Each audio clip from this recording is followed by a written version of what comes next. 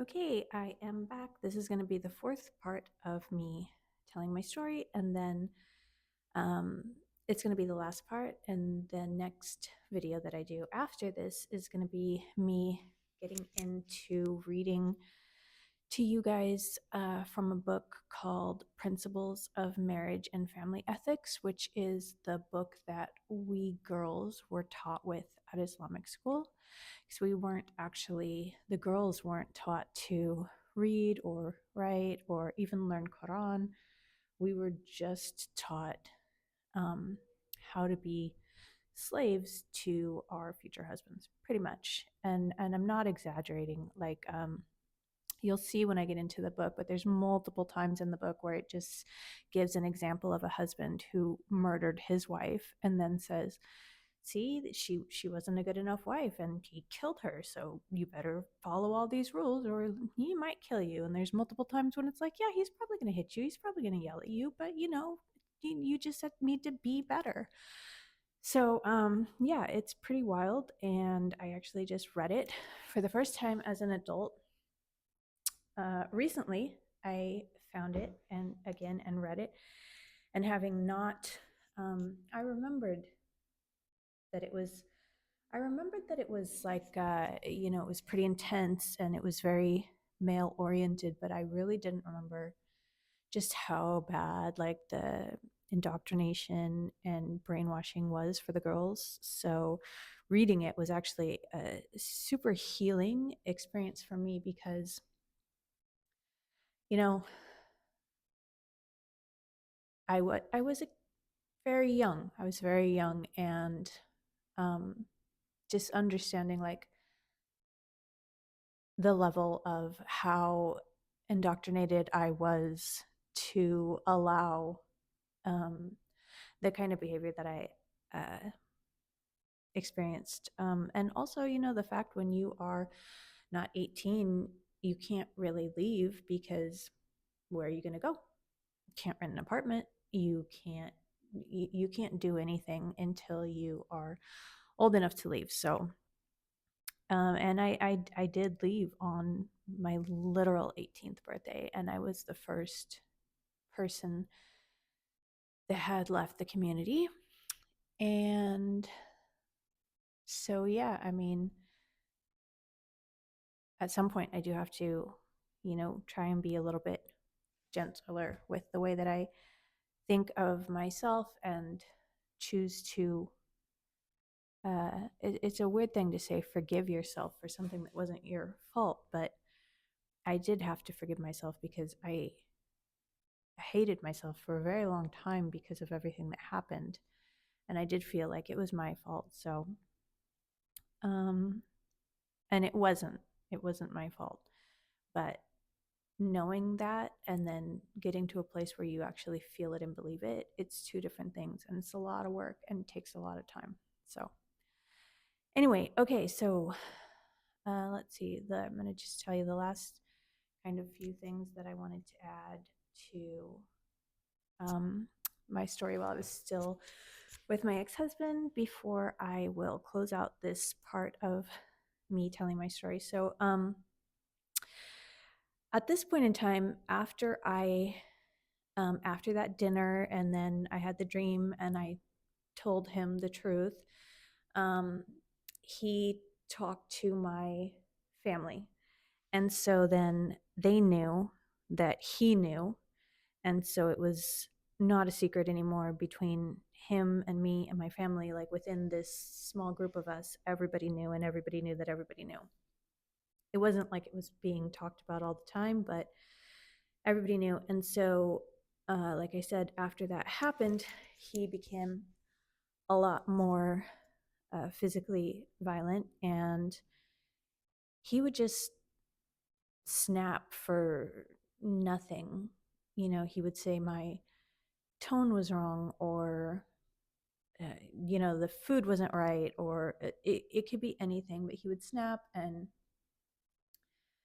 he would be very, very violent. And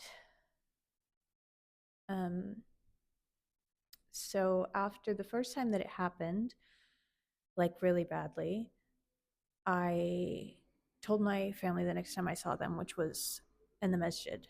And after that, they made him leave the phone at home so that I could call them if it got really bad. And I would call them and they would come and they would get me and take me back to their house. And I would stay for like 2 or 3 days there until he would calm down. And then he would come and we would sit down. My uncle would talk to him and he would say he's never going to do it again. And then they would send me back with him. And it got to a point when I was at their house like every other week. I mean, I would be back for 6, 7 days and it would happen again. And it was so bad. So my family organized this camping trip so we could all go to this cabin, and it was supposed to be like just like a chance for to try and like reset everything. Like maybe it would help to get away, or all of us spend some time together. I don't know. So we go to this cabin and we get there, and I don't really know where it was. I assume it was somewhere close. I don't remember how we got there or anything. I just remember getting there and we all went into the cabin and brought our stuff in, and then the men went like outside for something and we were just inside, women and the boys, the young boys, and I had to go to the bathroom. And one of the um one of my uncle's daughters was like, I know where it is. It's a building. It's like down a path. And yeah, I'll take you there. So I was like, okay. So me and her, we start walking down this path. It's probably like,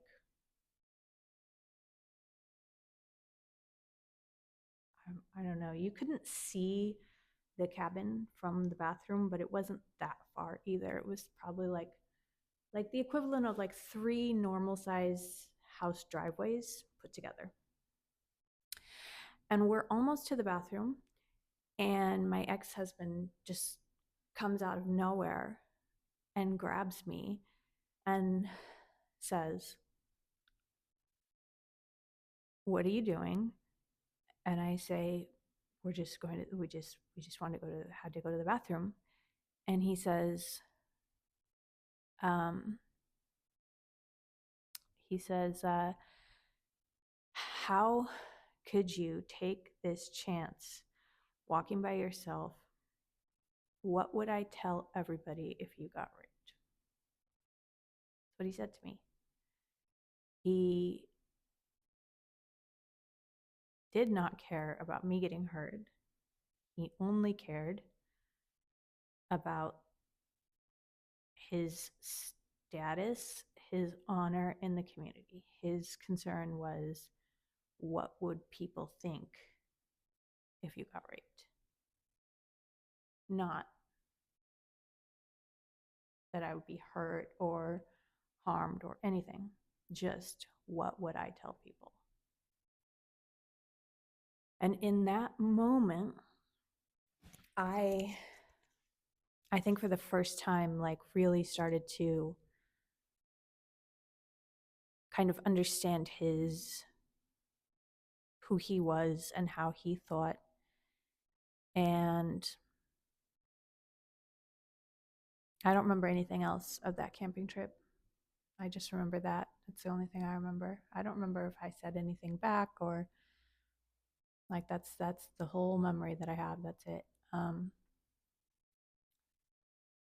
And it's funny how somebody can say something to you in like a moment that they probably forget immediately after, but that thing that they said to you can like stick with you for the rest of your life and like haunt you when you're trying to fall asleep at night, and haunt you when you're trying to unpack everything that happened and figure out like why you are the way you are and why you seem to be making the same mistake over and over and over when it comes to like getting into abusive relationships like after this.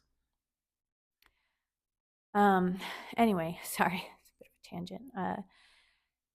So yeah, I was spending, a lot of time at my family's house, and they kept telling him like not to hit me, and stuff like that. And they couldn't tell him not to hit me because husbands are allowed to hit their wives Islamically, but they were telling him not to like hurt me, like not to like beat me, not to leave marks and stuff like that. And like I said, he would come after a few days. He would say he's sorry, he's not going to do it again, and he would do it again.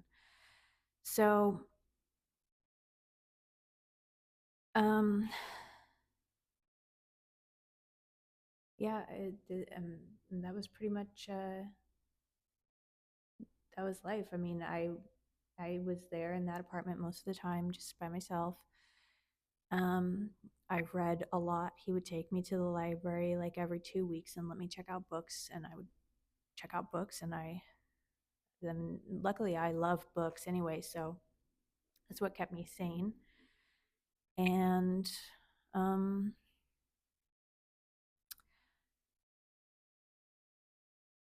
yeah, I mean, I don't know what else to say. It's really not something I like talking about, but I think it is so necessary and important to talk about because I can, because I got cut off from my family and my community. I have a superpower, honestly. And that superpower is that I don't have anybody left to shame me, to harm me, to make me not talk. The closest I have is people within certain social justice spaces, but they don't know about this. And even if I do decide to tell them, uh, and they have an opinion on it, it's not the same as having your own family or your own community not wanting you to talk. So it is a privilege, and I think that especially as women, when we do have privilege, um, no matter what we've been through, it could always be worse. And being able to look around your life and see the privilege that you have, um, and then use it to try and help other people who are like you, who are going to be in situations like you, who don't have the privilege that I have. I'm on my own. I don't have family anymore because I got divorced. So for me, for so many years, that was the most painful thing imaginable. Like I can't even like I don't even have language to describe how much that hurt for such a long time, especially like during Ramadan and on Eid and stuff like that, and just being by myself. Like, and I had made friends, like American friends, but they don't know what that is, and it wasn't the same, and it's just different. But when I decided that I was going to start talking, that is when I actually realized what a blessing it actually is to not have anybody around to tell me not to, or to push back on me for this, for what I'm doing, for talking, for telling my story. And uh, yeah, so it was really important for me to do this. And um, this is the last video of my story.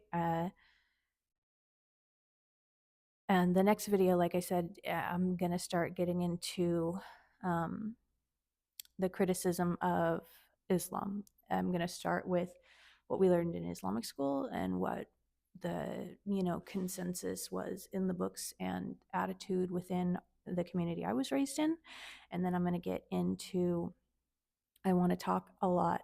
My focus is going to be on specific cases of women who've suffered honor-based violence that I've read about or know about, where those ideas come from, which part is cultural, which part is religious, what we can work on, what needs to be eradicated so that people aren't suffering, women aren't suffering.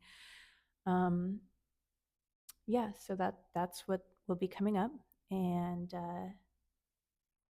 oh, there's this Wow, I'm like okay, so there's a whole other part that I forgot to talk about. So let me just add this last part in, and then I don't want to remake this whole video, so I'm sorry, this is messy.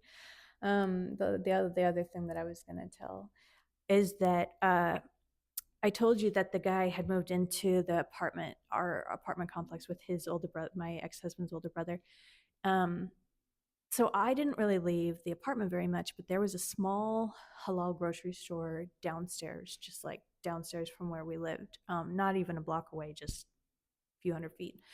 And it was just outside the gates of the apartment complex. And my ex-husband kept a tab there.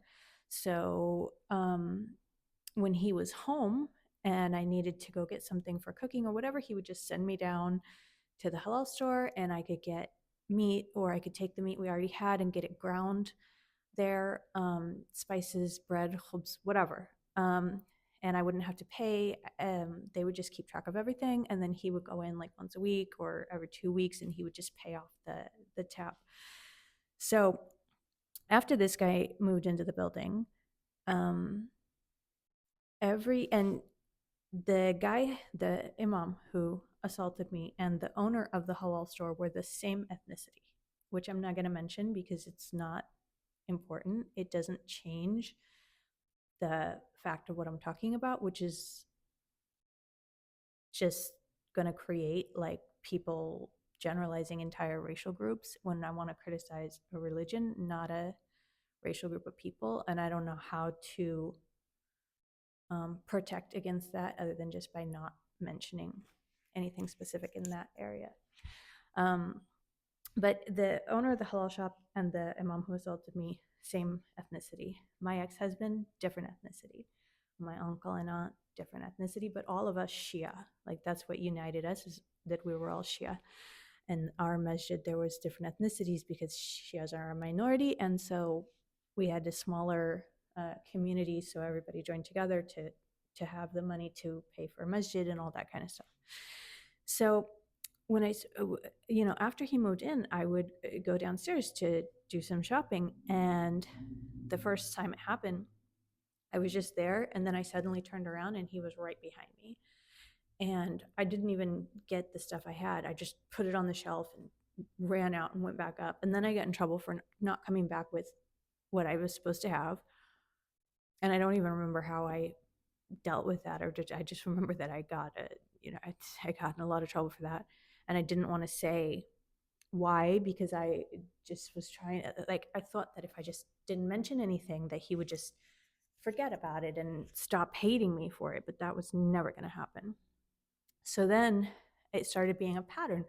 Literally every single time I went to the store, within a couple minutes, this guy pops up. And since his apartment didn't have any window that overlooked that area, the only way he could have known, it's not like he could see me from where he lived walking down. So the only way that I imagine is that the shop owner, he must have asked him to tell him when I came to the shop, and this guy obliged without saying why. That's weird. What a what a creepy thing to do. No, just sure, of course, Shikna, of course, Sayyidina, whatever you want. And I mean, there's no other way he could have known.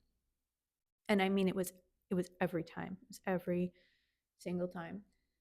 So eventually that was just part of my life because I couldn't just not shop. I couldn't not bring the food up. I couldn't not cook. So I would have to he would just be there, and he would stand so close to me. He never touched me, but he would stand so close to me, and he would try and talk to me, and I never spoke to him.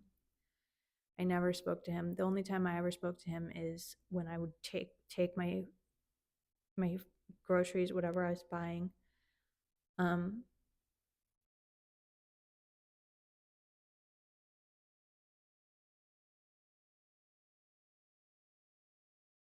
up to the register, and the shop owner was there, so I couldn't be rude in front of him. Anyway, that was the last thing that I was going to tell you guys. And so, like I said, that next video will be on about the book from Islamic class, and I already said all that. So yeah, that's it. And thank you. There's been some really kind comments. I appreciate it a lot, more than you know. And I'm sorry that I couldn't have told this with more decorum, but it's yeah, we've reached the end. And if you made it this far, thank you. And yeah, I'll be back with a little switch of content type. Anyway, all right. Have a good day.